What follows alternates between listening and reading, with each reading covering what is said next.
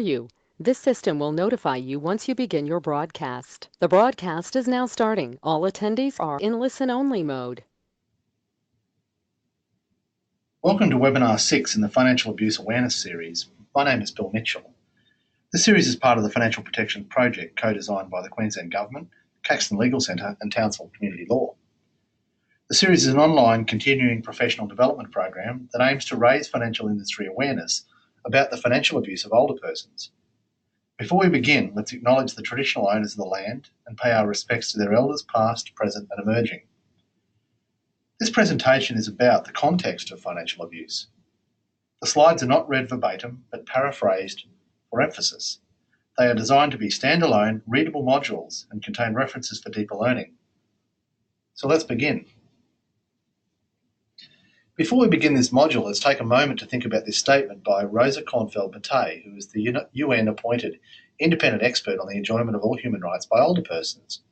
She says that financial abuse of older persons is rampant but largely invisible, and the problem is expected to grow dramatically with the ageing of our societies. She says most abuse goes undetected, and it's impossible to say how big the problem is, as data is scarce because of underreporting. She also says that sadly most abusers are family members, but this is a particularly delicate matter. How does this align with what you have heard or already know about elder abuse, including financial abuse?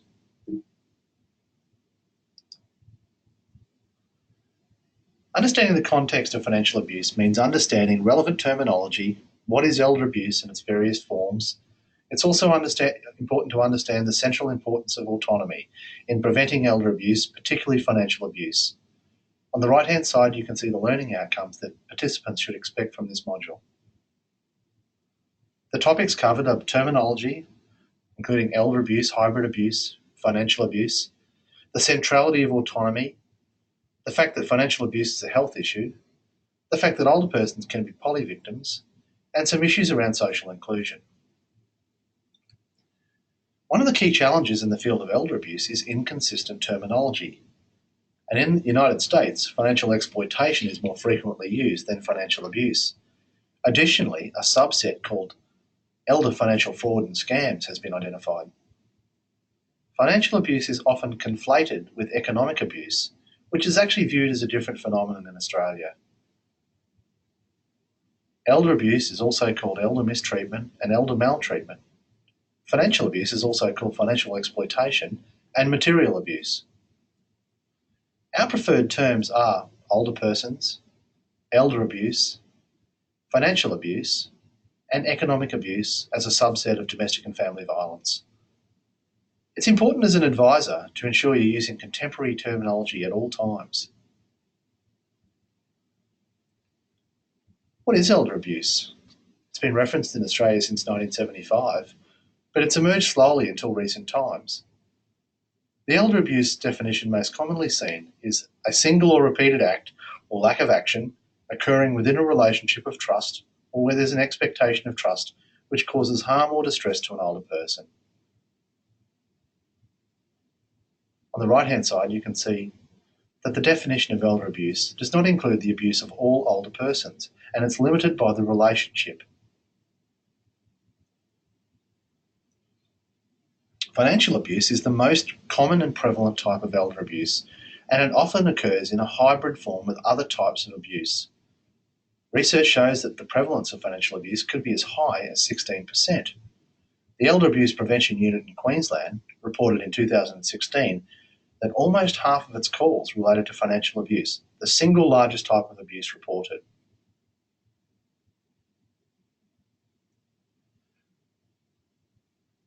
We have a working definition of elder abuse that we use, and we describe it as being a range of behaviours committed for the purpose of monetary gain from an older person and arising in a relationship of trust. The National Plan refers to the abuse of older Australians instead of elder abuse, and this is because in Aboriginal and Torres Strait Islander culture, the term elder refers to appointed community representatives with cultural or other responsibilities. We will still refer to elder abuse throughout this program, but we're aware of the issue and it's currently being debated, and we should be aware that it's very important that not all elders in Aboriginal and Torres Strait Islander communities are necessarily older persons. Financial abusive behaviours can include, but aren't limited to, illegal or improper or exploitative use of an older person's finances, resources, assets, or financial position. We think it's important that taking a person-centred approach in responding to financial abuse, because older persons' conceptions may differ to the definitions we use. We need to adapt to how older people themselves describe financial abuse, because it's an important part of any conversation we have to have with older persons. The National Plan describes elder abuse and financial abuse as a commonly recognised form of abuse. It says, financial abuse is the misuse or theft of an older person's money or assets. It can include, but is not limited to, behaviours such as using finances without permission, using legal documents such as enduring powers of attorney, for purposes outside of what they're signed for, but it also can include withholding care for financial gain or selling or transferring property against a person's wishes. Pure financial abuse differs significantly from hybrid financial abuse. Hybrid abuse occurs alongside or concurrently with other forms such as physical or emotional abuse. The risk factors for financial abuse occurring alone are different to the risk factors for other types of elder abuse. Some people argue that all forms of financial abuse are hybrids, because financial abuse by its very nature involves some form of deceit, coercion, or undue influence. Older persons themselves have reported that abuse in its different forms is not a standalone event, but rather it's a subtle and gradual process that involves elements of psychological pressure or other abusive behaviours. Emotional pressure places older people in a position where they believe that saying no would have significant negative repercussions on their well-being and safety. This is particularly true for older persons in care relationships with family members. Elder abuse, elder financial fraud and scams is a subset of financial abuse. We don't cover this in this program, but we have this slide here with some references if you'd like to go away and do some further reading about it. It is generally distinguished by the presence or absence of the relationship of trust, and in most cases of elder financial fraud and scams, the person or the perpetrator of the abuse is not known to the older person, or they certainly aren't a person within the older person's relationship of trust or close social network. It's important as an advisor to warn about scams, though, and in Determination 487124, AFCA looked at the advisor's duty to warn an older person about financial abuse via scams. AFCA applied good industry practice to infer that an advisor had taken adequate steps. If you want to read about how to avoid scams for an older person and what your duty is as an advisor, we recommend you have a look at that determination and also AFCA's approach to financial abuse. It's really important to understand that autonomy is central to preventing abuse. There's a quote there that says, they're always fixing things for us, even though we're the ones with the greater knowledge. They decide for us in different situations. They tell us where we should live, how we should eat, how we should act, how we should travel, and what sort of transport. One becomes sort of a parcel. I view that as abuse. That's a quote from an older person talking about autonomy. Autonomy is a central theme in how financial abuse is defined, how older persons view and experience abuse, and how policy measures are formulated to respond. Autonomy is a central underpinning human right, and its fundamental importance cannot be overstated. Some key points about autonomy are, it's the ability to make choices and decisions, that values, beliefs, and views underpin will and preferences and inform the exercise of rights. The exercise of autonomy is necessary for human dignity. Autonomy is both an underlying principle and a right in and of itself. The principles of autonomy presume that individuals are able to make choices according to their own will and preferences. Advisors should note the practical application of these principles is relevant in decision-making processes, such as the use of enduring documents and guardianship. The main elements of autonomy include individual aspects, economic and financial aspects, and societal aspects. And the World Health Organization has told us that retaining the ability and right to choose is closely linked to notions of agency and autonomy, and that in turn have a powerful influence on an older person's dignity, integrity, freedom, and independence. In order to make autonomous decisions and for these decisions to be effective, the law does presume that older persons have legal capacity. The exercise of autonomy applies to every aspect of life, and presumptions of incapacity wrongfully assume that older persons are not interested in or do not want to participate in the wider community or social and political life. All human persons, regardless of their decision-making capabilities, should enjoy legal capacity on an equal basis. This includes the right to be recognised as a person before the law on an equal basis.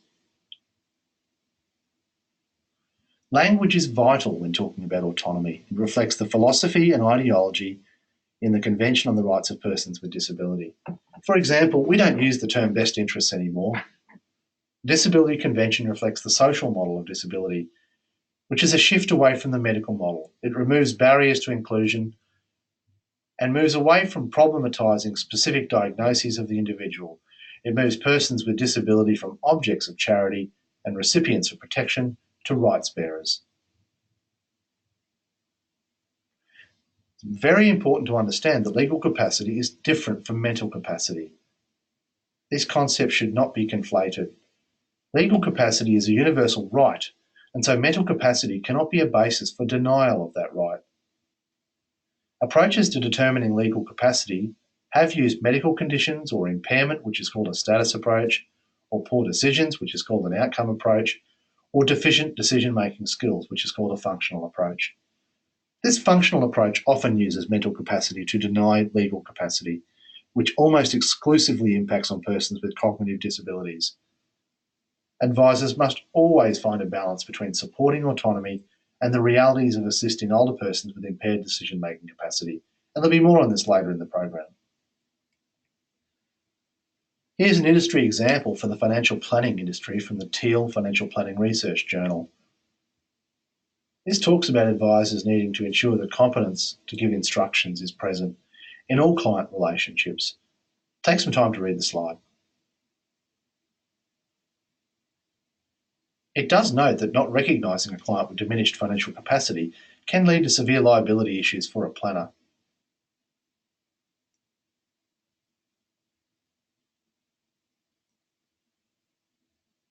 Here's an industry example where AFCA, in Determination 331445, notes that a bank can be held liable for a transaction if it was on notice of incapacity or undue influence and proceeded with the transaction regardless. The key issue isn't whether the person is suffering from incapacity, but whether the bank was on notice. So the question remains, how and when is a financial industry professional or advisor on notice of incapacity or undue influence? We're going to talk about this throughout the program. Advisors should note that independence is closely linked to autonomy, and this includes the ability to perform actions of daily living. Independence is about having choice and control over decisions about one's own life, including decisions which lead to the execution of tasks that someone else carries out. Independence also means not being deprived of the opportunity of choice and control, even when support and care is needed. The recognition of the centrality of autonomy and independence does not negate the interdependence of human existence.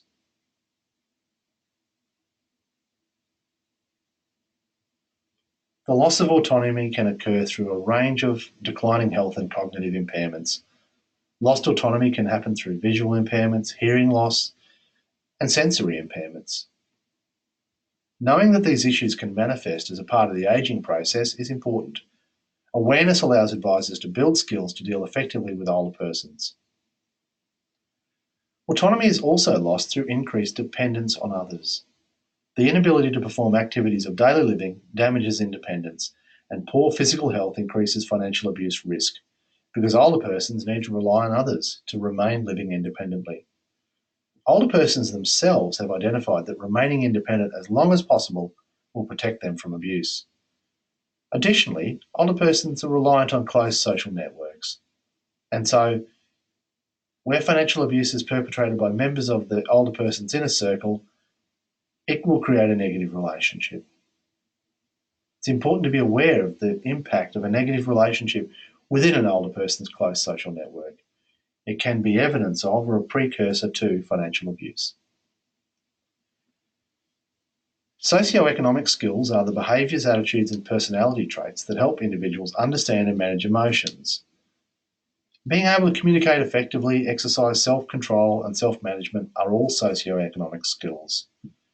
Age-related brain changes may lead to altered socio-emotional functioning and increased vulnerability to financial abuse. It's important to know that autonomy is maintained by healthy ageing. And so a person's functional ability comprises their health-related attributes that enables them to do what they have and what they have reason to value. And it's made up of the intrinsic capacity of the individual and their environmental characteristics. Healthy ageing is one of the best ways to maintain autonomy into older age. How we measure and assess an older person's capacity is linked to autonomy. And most models of capacity assessment use a medical condition or impairment or a status as a status model, or poor decisions as an outcome model, or deficient decision-making skills as a functional model, or a combination approach of all three. A finding that an older person has impaired decision-making capacity can lead to a loss of autonomy and independence. Actions to limit legal capacity should be a last resort. Remembering that lost autonomy through capacity assessments can also give power to potential influencers and abusers, who then go on to engage in improper conduct such as gifting, conflict transactions, intermingling, theft, and even identity fraud. Influencers and abusers have an interest in ensuring that older person's right to autonomy and independence is removed. It frees up their money and their property for easier access. Financial abuse is not just a legal issue, but it's also an older person's health issue. And there's 5 reasons for that I'll leave on the screen now.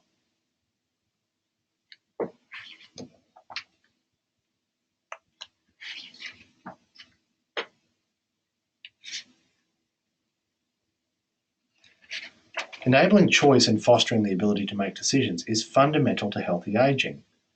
Older persons value autonomy. Older persons are not passive in their relationships with their environments. The ability to make the best choices at different stages is influenced by a range of environmental and personal resources. The more financially secure and better educated and more socially connected you are, the more likely you are to have access to these resources.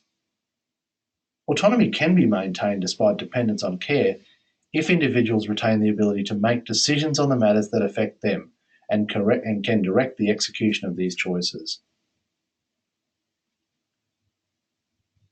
Elder abuse actually exists within a broader context of an older person's life course, and the recognition of polyvictimisation in later life is an emerging issue. Polyvictimisation looks at elder abuse as an aspect of polyabuse. Polyvictimisation, the example given there, talks about the fact that older people who've experienced violence and abuse at an earlier age are more likely to experience abuse later on. So, for example, victims of child sexual abuse, victims of child abuse, or family and domestic violence are more likely to experience elder abuse later in life. It's also important to note that polyvictimisation recognises that the impacts and effects of abuse accumulate over the life course. So exposure to one form of violence puts a victim at risk of experiencing another type of violence. And this can trigger a pattern of ongoing or escalating victimisation and can result in complex trauma. Older persons are also potentially incapable of recouping losses incurred by several or ongoing forms of abuse. Losses including loss of independence, loss of sense of safety, and loss of family income are important to be aware of those sorts of losses.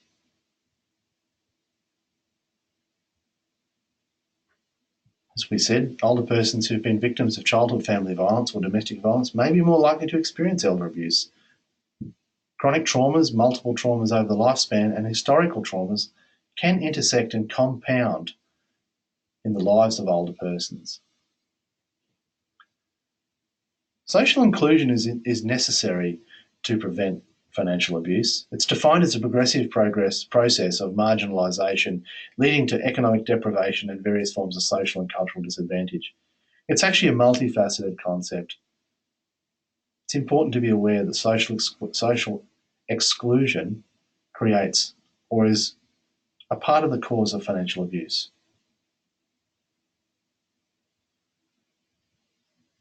The more socially included someone is, the more reduced dependence they have on traditional institutions, such as church and family. Older people may be viewed as an area of economic risk by governments, and their perceived growth of health and social care needs. If this is the case, older people may actually exclude themselves.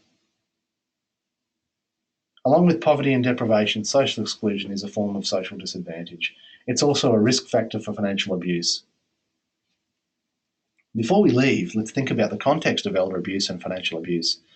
Have you had dealings with an older person who had impaired decision-making capacity? Did any person in a relationship implying trust make decisions for them? Did you have to make decisions for them? Did this limit their autonomy and make them vulnerable to abuse? What safeguards did you have in place to ensure they retained their autonomy or maximised their decision-making capacity? And was there evidence that the actions by third parties were on a lawful basis, with proper authority, and in accordance with the older person's conscience, beliefs, values, will, and preferences? Thanks for listening to this webinar series. Feel free to download the PDF file for future reference. The next module is Understanding Financial Abuse. Thanks for listening.